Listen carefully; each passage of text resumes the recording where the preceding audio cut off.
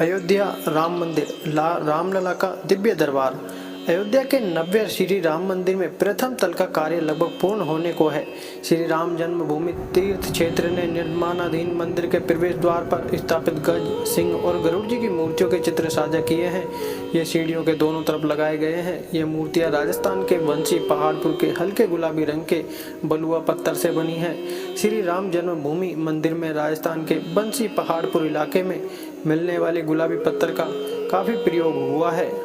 श्री राम मंदिर की इन सीढ़ियों से ऊपर चढ़ेंगे तो इन मूर्तियों में भारतीय परंपरा के अनुरूप गज की सूंड में पुष्पमाला दिखेगी, जो भारतीय स्थापत्य कला को दर्शाता है। भारतीय परंपरा में जिसे शार्दुल कहते हैं, उस सिंह को सीढ़ियों के किनारे स्थापित किया गया है। ये सकारात्मक संभावनाओं को बढ़ाने वाला स्वरूप माना जाता है। सीढ़ियों के तीसरे सतह पर हनुमान जी दक्षिणाभिमुख हाथ प्रणाम की मुद्रा में खड़े हैं और उनके सम्मुख गरुड़ जी की उत्तराभिमुख हाथ जोड़े मुद्रा में प्रतिमा स्थापित की गई है। मंदिर के गर्भगृह के पहले 3 मंडप बनाए गए हैं। सीढ़ियों से जब आप गर्भगृह की तरफ बढ़ेंगे तो सबसे पहले नृत्य मंडप है। नृत्य मंडप की छतरी 8 स्तंभों पर टिकी हुई है। इन 8 स्तंभों पर भगवान शिव की विभिन्न मुद्राओं में नृत्य करते हुए मनोहारी चित्र उकेरे गए हैं। इसमें भगवान शिव का परम कल्याणकारी रूप सदाशिव, शिव और पार्वती के अलावा नंदी पर सवार शिव की मूर्तियां बनाई गई हैं। एक स्तंभ पर शिव अपने पूरे परिवार के साथ विराजमान हैं। शिव के इन विभिन्न स्वरूपों को भी पत्थरों पर बारीकी से उकेरा गया है और ये मूर्तियां बहुत ही जीवंत वातावरण का निर्माण करती हैं। भगवान विष्णु के दशावतार की मिलेगी झलक। नृत्य मंडप से जब भक्तगण गर्भगृह की ओर बढ़ते हैं तो एक और मंडप मिलता है जिसका नाम है रंग मंडप। नृत्य मंडप और रंग मंडप के बीच आरंभ के 4 स्तंभों पर गणपति जी की विशिष्ट और विभिन्न मुद्राएं उकेरी गई हैं। गणपति जी को अभय, मंगल और शुभ का देवता माना जाता है। ये सभी स्तंभ पत्थरों से निर्मित किए गए हैं और इनमें किसी प्रकार के लोहे का उपयोग नहीं किया गया है। जब आप रंग मंडप से आगे बढ़ेंगे तो आपको गुड़ी मंडप या सवा मंडप मिलेगा। रंग मंडप और गुड़ी मंडप के बीच के 4 स्तंभों पर भी गणपति की मूर्तियां उकेरी गई हैं। गुड़ी मंडप में प्रभु श्री राम के बाल रूप से लेकर यौवनावस्था तक के विभिन्न रूपों की मूर्तियां दीवारों और स्तंभों पर बनाई गई हैं। इसके अलावा इन्हीं स्तंभों और दीवारों पर श्री विष्णु के दशावतार की मूर्तियां भी बनाई गई हैं। श्री राम जन्मभूमि तीर्थ क्षेत्र से मिली जानकारी के अनुसार मंदिर के विभिन्न मंडपों के खंभों और दीवारों पर अनेक देवी देवताओं और देवांगनाओं की मूर्तियां उकेरी जा रही हैं। गुड़ी मंडप की बाईं ओर प्रार्थना मंडप और दाईं ओर कीर्तन मंडप बनकर तैयार है। गुड़ी मंडप के ठीक सामने गर्भगृह बनाया गया है।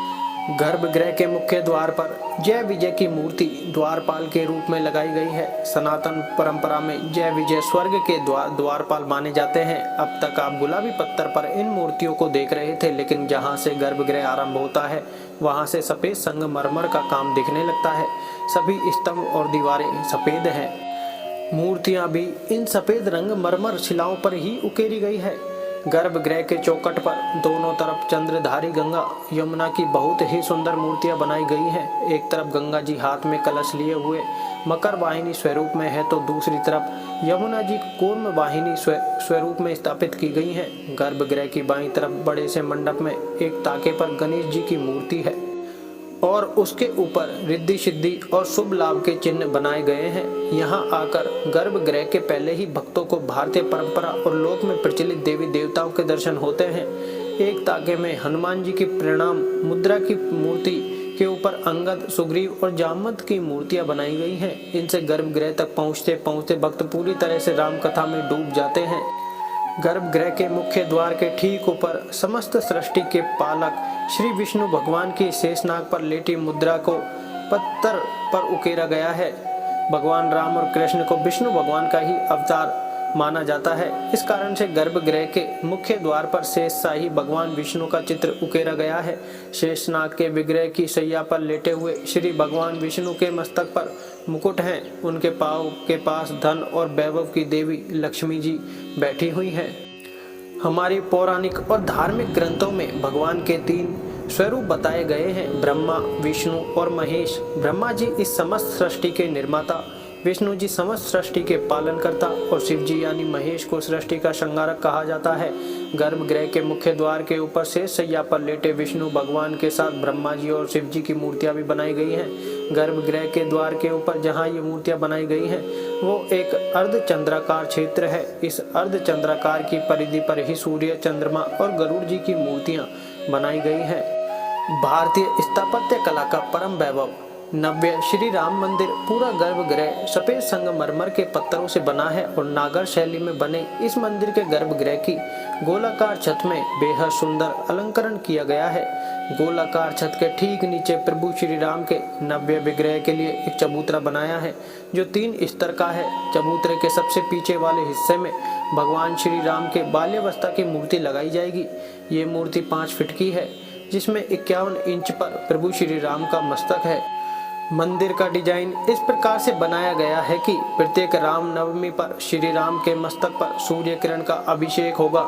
अब तक जो सूचनाएं आ रही हैं उसके अनुसार कर्नाटक के मूर्तिकार अरुण योगीराज ने ये मूर्ति बनाई है।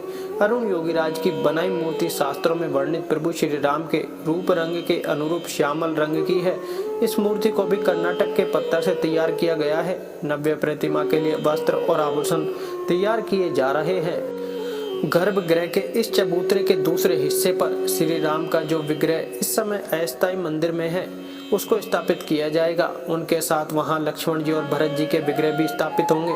तीसरे सतह पर श्री राम के पूजा पाठ की सामग्री और घंटियां आदि रखी जाएंगी। मंदिर के द्वितीय तल पर भव्य राम दरबार होगा। 22 जनवरी को होने वाले प्राण प्रतिष्ठा के समय तक प्रथम तल ही तैयार हो पाएगा।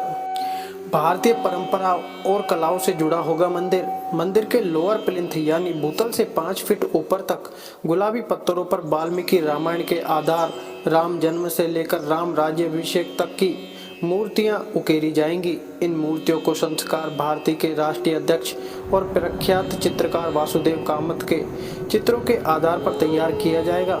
इनमें से 2 प्रसंग का आधार श्री रामचरितमानस भी होगा। पहला अयोध्या का राज दरबार और चित्रकूट का बनवासी प्रसंग। इस तरह से देखें तो प्रभु श्री राम के मंदिर में जिस प्रकार का स्थापत्य, चित्रकारी और मूर्ति कला का उपयोग किया जा रहा है वो पूरी तरह से भारतीय परंपराओं और कलाओं से जुड़ा है। जिस प्रकार मंदिर निर्माण की पूरी तकनीक भारतीय है उसी प्रकार से मंदिर में निर्मित सभी प्रसंग सनातनी है।